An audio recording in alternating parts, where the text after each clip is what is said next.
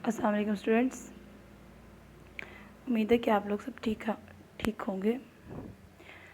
आज हमने लेवल 4 के लेक्चर 7 में जो क्वेश्चंस करने हैं that is about a factor के बारे में ही है वो। बट इससे पहले जो हमने क्वेश्चंस किए थे वो हम लोगों ने देखा था कि क्वेश्चंस में फैक्टर कितने होते हैं, मतलब किसी भी एक वैल्यू के, जस्ट लाइक हम 9 ले लेते हैं तो 9 किस किस टेबल पर कहाँ कहाँ आता है। अब जो हम क्वेश्चंस करेंगे ये भी उस जैसे ही हैं, थोड़ा सा चेंज है। वो ये कि हम लोगों ने सिर्फ ये बताना है कि किसी भी वैल्यू या किसी भी दिए गए क्वेश्चन के टोटल कितने फैक्टर बनते हैं, ये कितने हो सकते हैं। टोटल हमने overall 1 to at the end of the value के जितने भी उसके फैक्टर बनते हैं वो लिखने हैं, ठीक है। जैसे कि आपको क्वेश्चन यहाँ पे ऑलरेडी लिखा नज़र आ रहा है कि मैंने क्वेश्चन शॉर्ट करके लिखा है। क्वेश्चन वैसे बुक में बहुत लेंथी है कि how many factor does each number है, कि एक नंबर के कितने फैक्टर हो सकते हैं। जैसे कि हमारे पास क्वेश्चन नंबर 5 फर्स्ट है 25। फैक्टर फाइंड आउट करने का, जो कि पहले भी आपको मैंने बताया था, फैक्टर निकालने का एक्चुअली होता है कि किसी भी एक डिजिट जो कि दिया गया है उसमें हमें देखना है कितने प्राइम फैक्टर्स होते हैं, तो प्राइम नंबर या प्राइम फैक्टर होते हैं कि कितने प्राइम नंबर कौन से होते हैं, वो वाले जो कि अपने टेबल पर या 1 पर आते हैं, ठीक है। तो हमने ये देखना है कि कितने इस 25 को कितने प्राइम नंबर्स या प्राइम फैक्टर में हम चेंज कर सकते हैं। ये कौन कौन से प्राइम नंबर्स हैं जो इसको डिवाइड कर सकते हैं कम्प्लीटली विदाउट एनी रिमाइंडर। तो फर्स्ट हमारे पास है 25। तो हम उसके आंसर्स के लिए पहले करेंगे कि हम टेबल पढ़ेंगे, ठीक है। टेबल तो हम सबको आते हैं, अगर नहीं आते तो हम इसको डिवीजन की फॉर्म में कर लेते हैं। जैसे कि पहला क्वेश्चन है डेट इज़ 25, और आप लोगों को पता है कि 25 एक ऐसी वैल्यू है जो कि अपने ही नंबर पर डिवाइड होती है, और किसी भी नंबर पे ये डिवाइड नहीं होती। हाँ, ये है कि डिवाइड करके जो आंसर आ जाता है उस पे आएगी, लेकिन जब किसी भी नंबर के लास्ट में आपको नज़र आएगा 5 लिखा है तो आपने आंखें बंद करके उसे बस 5 से ही डिवाइड कर देना। उसके बाद जो भी आंसर आएगा उससे रिलेटेड हम उसे सॉल्व करेंगे। अब ये देखिए, अब 25 आपको नज़र आ रहा है। हम क्या करते हैं, इसे स्टार्ट करते हैं। किसी भी वैल्यू, कोई भी वैल्यू है वो 1 से डिवाइड 1 से मल्टीप्लाई हो जाती है, ठीक है। तो किसी भी वैल्यू का फैक्टर 1 लाजमी लिखना लाजमी होता है, ठीक है। अब आता है 25। तो 25 को डिवाइड करने के लिए हम करेंगे स्टार्ट, जैसे मैंने आपको बोला कि आपने सिर्फ 5 से पहले स्टार्ट करना है। तो क्योंकि इसके लास्ट के डिजिट 1 प्लेस में 5 है, सो 5 5 ज़ा 25, कोई रिमाइंडर बचा नहीं, ठीक है। अब 25 का फर्स्ट फैक्टर होता है, जो मैंने आपको बोला, किसी भी वैल्यू का डेट इज़ 1 मल्टीप्लाई 25, ठीक है, इज़ इक्वल टू 25। ये हो गया। मैं आपको इसको ना एक और तरीके से करना बताती हूँ। एक हो गया। नेक्स्ट हमारे पास है इसका बना 5। देखिए 2 हम नॉर्मली ऐसे करते हैं, 1 से डिवाइड करते हैं, फिर 2 से, फिर 3 से, फिर 4 से, 5 से स्टार्ट करते हैं, बट इसके लास्ट में 5 है तो 5 5 पे डिवाइड होगा। तो इसलिए हम 2 पे भी डिवाइड नहीं करेंगे, 3 पे भी नहीं करेंगे, 4 पे भी नहीं करेंगे, डायरेक्ट 5 पे। 2 वैल्यूज़ मतलब 5 को 5 से ही मल्टीप्लाई करें तो 25, ओके। अब इसी वैल्यूज़ को आप ऑपोजिट उल्टा करके लिखें। 25 1 ज़र 25। अब देखिए 2 5 है, लेकिन 2 5 है, हम कंसिडर देखिए करेंगे, हमने एक दफ़ा लिख दिया इनफ। अगर यहाँ पे 5 6 होता कुछ तो हम उसको ऑपोजिट कर देते। 5 को 5 से लेके 5 तो एक ही है, 5 5 जब ये वाला 5 लिखूँ, ये वाला 5 लिखूँ, बात तो एक ही है। आपने अब देखिए हमारे पास 1 से लेके 5 तक जितने डिजिट हैं उसमें अगर आता है तो वो 1 और 5 ही था। उसके बाद अगर इस साइड से हम देखें तो वो है जस्ट 5 और 25। इट्स मीन कि 1 से लेके 5 तक कोई ऐसी वैल्यू नहीं जिसमें 25 आता हो, और 5 से लेकर 25 तक कोई ऐसी वैल्यू नहीं जिसमें 25 आता हो। तो इन द शॉर्ट ये कि 1 5 एंड 25 इसका क्या हुआ, फैक्टर हुआ। तो हम लिखेंगे 1 5 and then 25 is a factor of 25, मतलब ये टोटल इसका फैक्टर हो गया। अच्छा, ये तो इजी था 25। अब हम नेक्स्ट पे चलते हैं, डैट इज़ 36। अब 36 जैसे कि मैंने आपको बोला पहले भी बताया कि जब कोई वैल्यू इवन होती है, ठीक है, तो आपने ये जहन में रखना कि इवन वैल्यू के बहुत ज़्यादा फैक्टर बनती है, क्योंकि इवन 2 से स्टार्ट होती है।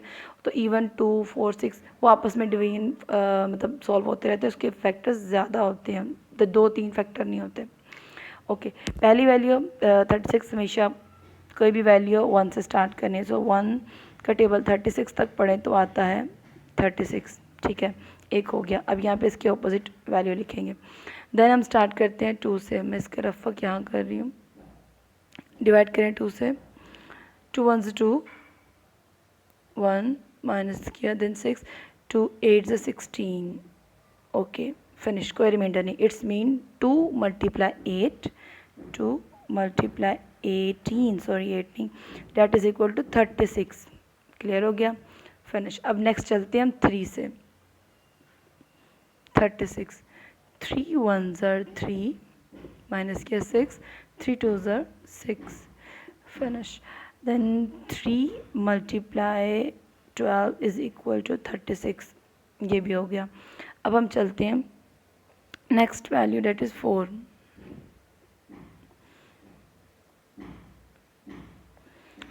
4 का टेबल पढ़ें, देन 4 9 ज़ा 36 की तो कम्प्लीटली इस पे हो गया, 4 9 ज़ा 36, ठीक है। अब नेक्स्ट स्टेप हमारे पास है 5, जबकि आप देख रहे हैं इसके लास्ट में 6 है। अगर 5 या 0 होता तो हम 5 पे करते, इसे हम 5 पे डिवाइड नहीं करेंगे। उसके बाद नेक्स्ट स्टेप आता है 6 6 ज़ा 36, ये भी कम्प्लीटली डिवाइड हो गया, 6 6 ज़ा 36 हो गया। अब नेक्स्ट आता है 7 के टेबल पे 36 नहीं आता, वी नो।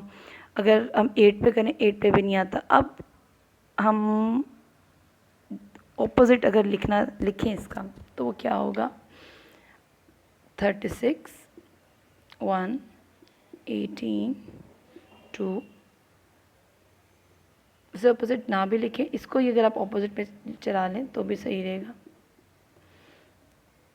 9 4, और ये 6 को हमने लिखी। जब दो वैल्यूज़ एक दफ़ा आ जाएंगी आपने उसको नहीं लिखना। ओके जी, अब यहाँ से मैं एक चीज़ बताती हूँ, जब ये जो इसके बीच में वैल्यूज़ नहीं लिखी गई ना, 1 2 3 4 5 नहीं लिखा गया, इसका मतलब 5 ये डिवाइड नहीं होता। 6 से लेकर 7 और 8 वो भी इसमें नहीं है, उससे भी डिवाइड नहीं होता। आप लोगों की ये जो मिसिंग वर्ड्स हैं ना, इसके बीच में 6 से 9, 9 से 12, अगर मैं देखूँ जैसे फॉर एग्जांपल 9 के बाद आता है 11, 11 के टेबल पे डिवाइड नहीं होता बिकॉज 9 और 12 यहाँ आ गए, इसके मिड की वैल्यू नहीं है। तो अगर यहाँ पे मिड की वैल्यू तब आती है जब यहाँ से कोई डिवीजन फॉर्म में वैल्यूज़ आती। जब आप इसे सीक्वेंस में सॉल्व करेंगे तो यहाँ पे भी आंसर सीक्वेंस में आएगा। जब आपका ये सीक्वेंस है तो आप ये मत सोचिएगा 12 से लेके 18 तक, 13 14 15 16 उसमें भी ये वैल्यूज़ आती हैं, क्योंकि आपके सीक्वेंस ये सीधी है। तो ये जो आंसर है ये ऑटोमेटिकली डिवाइड करके आया। अब जो वैल्यूज़ के अंदर नहीं है ये उनके टेबल पढ़ने की आपको ज़रूरत नहीं है, ये ऑटोमेटिकली उस पर नहीं आएगा।